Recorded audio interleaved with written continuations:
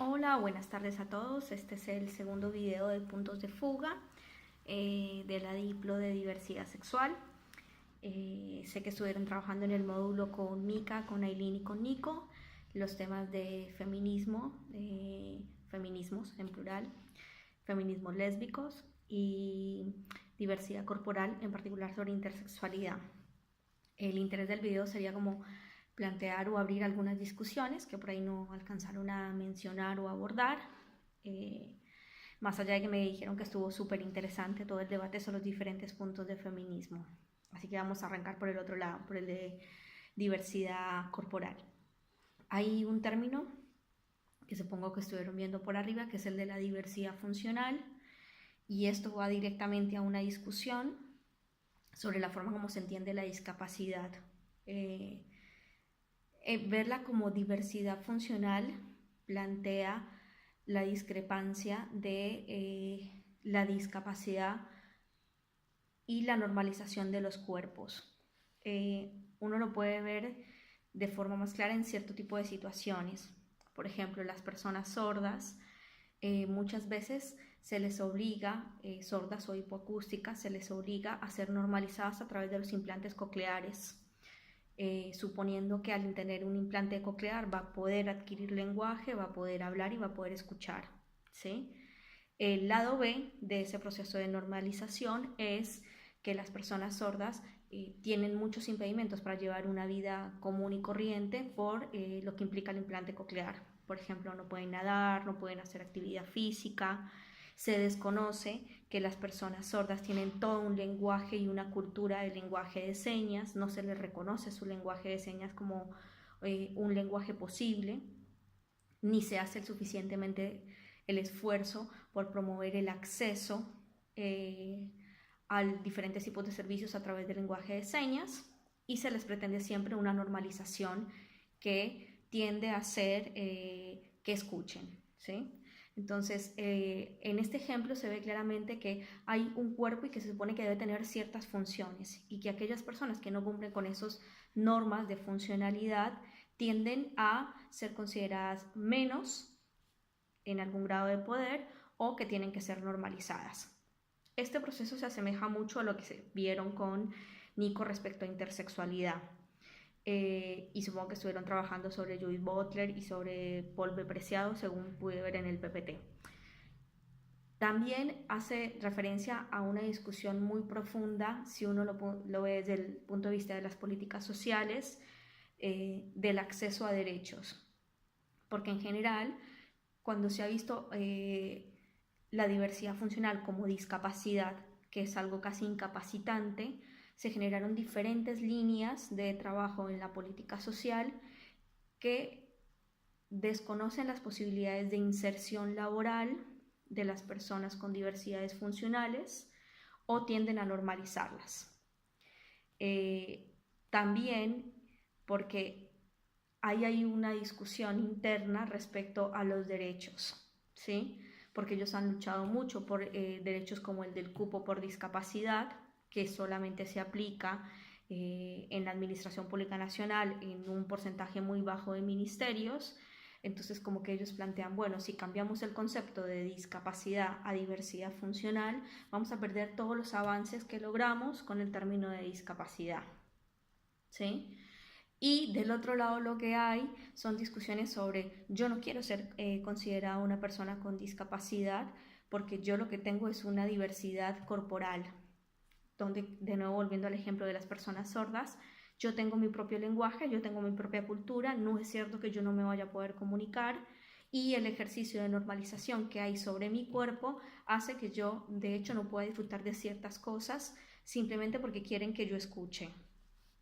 Eh, en este mismo sentido, por ejemplo, Judith Butler tiene un video muy interesante que se llama La vida humana, en el que interactúa con una militante de temas de diversidad funcional y de discapacidad, donde empiezan a hacer como una analogía entre las discusiones que hay en temáticas de género respecto a la construcción social del cuerpo, y esto cómo está tan estandarizado, normativizado, que hay hasta ciertas expectativas de movimientos del cuerpo. Entonces, esta militante de discapacidad habla de la incomodidad que le genera a las personas ver que alguien con un cuerpo diferente hace un movimiento con una parte del cuerpo no esperada, como por ejemplo poder agarrar una taza de café no con la mano, sino con la boca o con los pies, por ejemplo. Entonces, ella plantea que se dio cuenta que no es que con el cuerpo que tiene no pueda hacer ciertas funciones, sino que no las va a hacer con los movimientos esperados y estandarizados por la sociedad. Y bueno, ahí empieza a tener un diálogo con Judith Butler respecto a lo que se espera de este cuerpo que es socialmente construido en la sociedad y de cómo hay semejanzas en las luchas entre los cuerpos construidos de forma genérica, engenerizados, y los cuerpos que han sido construidos también como personas discapacitadas. Y esta militante hace una introducción a la diferencia entre impedimento y discapacidad, como otra discusión teórica al interior de los movimientos de diversidad funcional, donde el impedimento sería la característica física como tal y la discapacidad tendría que ser construida socialmente. O sea que el impedimento solamente se vuelve discapacidad en el sentido en que la sociedad lo construya de esa manera. Y plantean, por ejemplo, cómo la construcción de las ciudades en muchos sentidos genera discapacidad porque no se piensa la cantidad de viviendas para personas que tienen algún impedimento físico y demás. No quería dejar de hacer el cruce en ciertas situaciones que pasaron en Argentina de forma reciente sobre diversidad funcional y género. Una de ellas en la vigilia del año pasado, cuando se hizo la discusión sobre el proyecto de ley para la interrupción legal del embarazo, aparecieron muchos grupos de mujeres con diversidades funcionales, entre ellos muchas mujeres sordas, que empezaron a notar que no había traducción en el lenguaje de señas para ciertas palabras relacionadas con las temáticas de género. Y eso también se hizo evidente en el caso de situaciones de abuso sexual infantil a niños sordos por parte de personas de una comunidad religiosa en Tucumán, donde los niños no podían contar claramente lo que les había pasado porque no había palabras en el lenguaje de señas que dieran cuenta de esas situaciones. Entonces, grupos de mujeres como MOSFA, que son un grupo de mujeres sordas, se han dado a la tarea de, dentro de la cultura y el lenguaje de señas, crear lenguaje con perspectiva de género, intervenir en actividades comunitarias o sociales para hacer la traducción en simultáneo con lenguaje de señas, que es otra forma de intersección entre diversidad funcional y otras discusiones de género. Bueno, sé que trabajaron ampliamente lo de las olas del feminismo. Yo solamente quisiera hacerles dos sugerencias o aportes. Uno es leer a una autora que se llama Alba Carocio. A ver si tengo el nombre correcto.